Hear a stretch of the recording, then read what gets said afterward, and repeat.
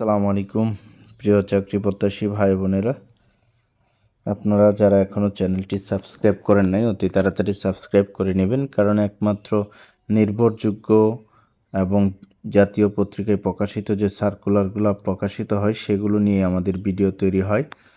সেক্ষেত্রে আপনারা সঠিক তথ্যগুলো পেয়ে যাবেন। দেখতে পাচ্ছেন বিমান বাহিনী সদর দপ্তর সার্কুলার প্রকাশিত হয়েছে। নিয়োগ বিজ্ঞপ্তি বেসামরিক পদ সংখ্যা হচ্ছে 309 জন।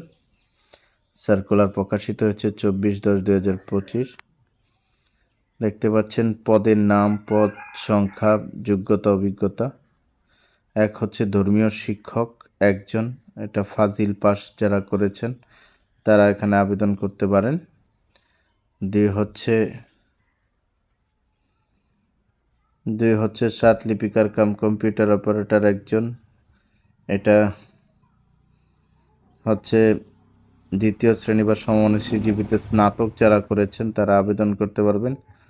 তিন হচ্ছে কম্পিউটার অপারেটর তিনজন, বিজ্ঞান বিভাগে স্নাতক বা সমমানের ডিগ্রি যারা করেছেন, কম্পিউটার চালানোয় দক্ষতা রয়েছে, আপনারা এখানে আবেদন করতে পারবেন।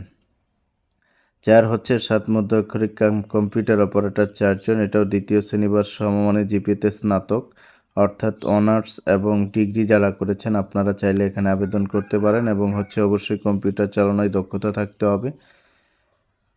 পাঁচ হচ্ছে গবেষণাগার সহকারী তিনজন, এটা হচ্ছে রসায়ন বা পদার্থবিদ্যায় যারা স্নাতক করেছেন, কম্পিউটার চালানোয় দক্ষতা রয়েছে, তারা আবেদন করতে পারবেন। ছয় হচ্ছে নকশাকার ছয়জন, এটা এসএসসি বা সমান পাস, সিভিল ও মেকানিক্যাল 2 বছরের ড্রাফটম্যানশিপের কোর্স যারা করেছেন তারা আবেদন করতে পারবেন। সাত হচ্ছে মেকানিক্যাল ট্রান্সপোর্ট ড্রাইভার এমটিডি, এটা হচ্ছে ড্রাইভার 14 জন, মাধ্যমিক স্কুল সার্টিফিকেট বা সমমান যারা এসএসসি বা দাখিল পাশ করেছেন এবং ড্রাইভিং চালনায় হালকা বা ভারী ড্রাইভিং লাইসেন্স রয়েছে, আপনারা এখানে আবেদন করতে পারেন।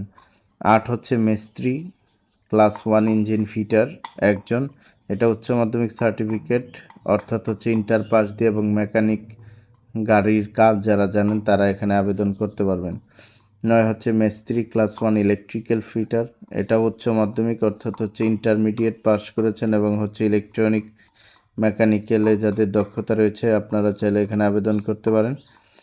10 হচ্ছে মিস্ত্রি ক্লাস পেইন্টার একজন, এটা এসএসসি সমমানের পাস লাগবে এবং হচ্ছে রঙের কাজে অভিজ্ঞতা রয়েছে এরকম যারা আছেন আবেদন করতে পারেন। 11 হচ্ছে অফিস সহকারী কাম কম্পিউটার মুদ্রা অক্ষরিক 23 জন, এটা দ্বিতীয় বিভাগ বা সমমানের সিজিপিএতে এইচএসসি অর্থাৎ ইন্টার পাস যারা করেছেন এবং হচ্ছে আলিম পাস করেছেন, আপনারা চাইলে এখানে আবেদন করতে পারেন। 12 হচ্ছে স্টোরম্যান 9 জন, এটা উচ্চ মাধ্যমিক অর্থাৎ ইন্টার পাস যারা করেছেন এবং কম্পিউটার চালানো যাদের দক্ষতা রয়েছে আপনারা এখানে আবেদন করতে পারবেন।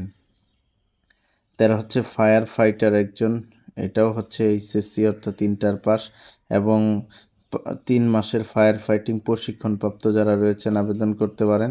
14 হচ্ছে ডাটা এন্ট্রি অপারেটর 4 জন, এটা হচ্ছে এইচএসসি অর্থাৎ ইন্টার এবং আলিম পাস যারা করেছেন, কম্পিউটার চালানোয় দক্ষতা রয়েছে, আপনারা চাইলে এইখানে আবেদন করতে পারেন।